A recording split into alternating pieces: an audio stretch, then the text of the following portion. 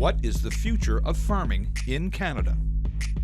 It's not good future because of cheap laboring and manufacturing stuff.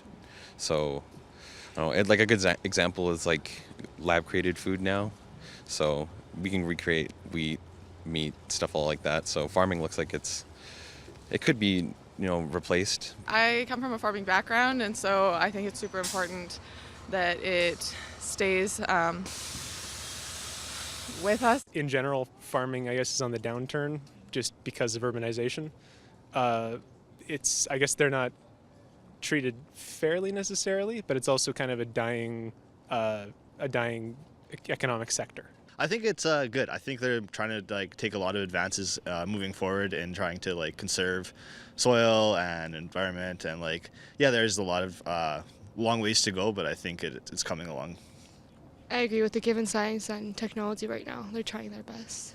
The biggest thing for me would probably just be trading with or working with the States and Mexico when it comes with the trade agreements and when it comes to farming. So I think just upholding, Canada should be able to focus more on what they have within its borders and its farms, rather than relying so much on the United States and countries like Mexico to farm with.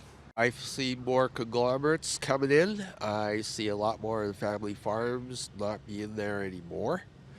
About the only people that are going to be still farming will probably be the Hutterites eventually, I think.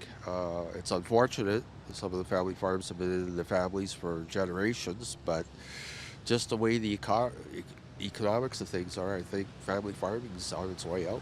I think farming is obviously very, very important, and there's a really movement towards the culinary society to use local farmed goods. I believe it's a great future. It's second only to oil in Alberta. People don't believe how huge agriculture is in our province. The whole world seems to be going to mega corporations, like the day of the ma and pop farms seem to be gone.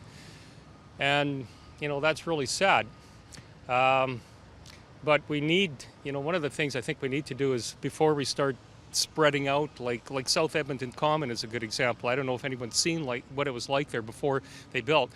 That was some really rich farmland. That was a shame to see that go, because it produces food.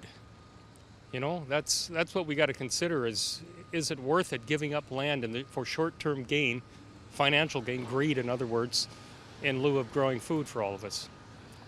I can't answer that question, but that's basically how it makes me feel.